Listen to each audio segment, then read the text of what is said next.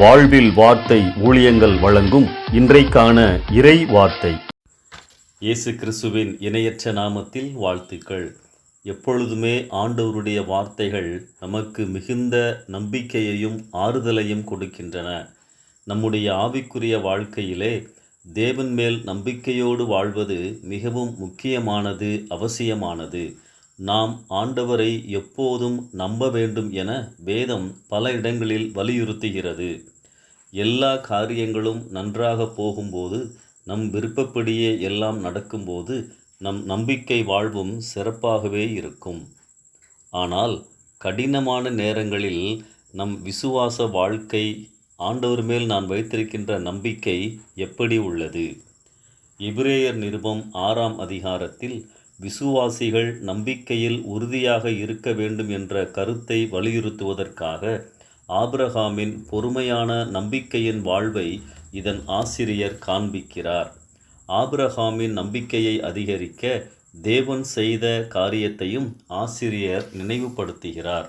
எபிரேயர் 6ஆம் அதிகாரம் 18ஆம் வசனம் இவ்விதமாய் கூறுகிறது: நமக்கு முன்வைக்கப்பட்ட நம்பிக்கையை பற்றி கொள்ளும்படி அடைக்கலமாய் ஓடி வந்த நமக்கு 2 மாறாத விசேஷங்களினால் நிறைந்த ஆறுதல் உண்டாகும்படி எவ்வளவேனும் பொய் உரையாத தேவன் அப்படி செய்தார். 2 மாறாத விசேஷங்கள் என எவைகளை குறிப்பிடுகிறார்? ஒன்று வாக்குத்தத்தம், இரண்டாவது ஆணை அல்லது உறுதிமொழி. ஆதியாகமம் 12ஆம் அதிகாரத்தில் ஆண்டவர் ஆபிரகாமை அழைத்த நேரத்தில், நான் உன்னை பெரிய ஜாதியாக்கி உன்னை ஆசீர்வதித்து உன் பேரை பெருமைப்படுத்துவேன், நீ ஆசீர்வாதமாய் இருப்பாய் என வாக்கு கொடுக்கிறார்.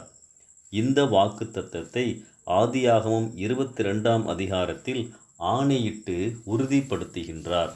18ஆம் வசனத்திலே, நீ என் சொல்லுக்கு கீழ்ப்படிந்தபடியால் உன் சந்ததிக்குள் பூமியிலுள்ள சகல ஜாதிகளும் ஆசீர்வதிக்கப்படும் என்றும் என் பேரில் ஆணையிட்டேன் என கர்த்தர் சொல்லுகிறார். தேவன் தம் வாக்கை ஒரு ஆணையினாலே இங்கே உறுதிப்படுத்துகின்றார். தம் வாக்குத்தத்தத்தை ஆணித்தரமாக சொல்லி நினைவுபடுத்துகிறார். ஆபிரகாமின் சந்ததியார் ஆசீர்வதிக்கப்படுவார்கள். இந்த ஆசீர்வாதம் கிறிஸ்துவின் மூலமாக நமக்கும் வருகின்றது.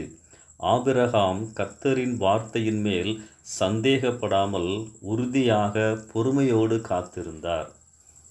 பொய்யுரையாத தேவன் என நம் ஆண்டவரை எபிரேய நிருபத்தின் ஆசிரியர் ஆபிரகாமின் வாழ்க்கையின் மூலமாக நிரூபிக்கின்றார்.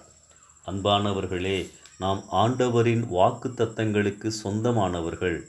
இடையில் வரும் உபத்திரவங்கள், சோதனைகளில் சோர்ந்து விடாமல், விழுந்து விடாமல் இந்த நம்பிக்கையை பற்றி கொண்டு ஜாக்கிரதையாய் வாழ வேதம் நம்மை அறிவுறுத்துகின்றது.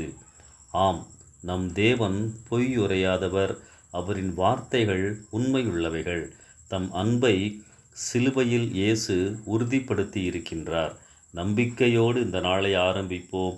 உண்மையுள்ளவர் உங்களோடு இருக்கிறார். ஆமென்.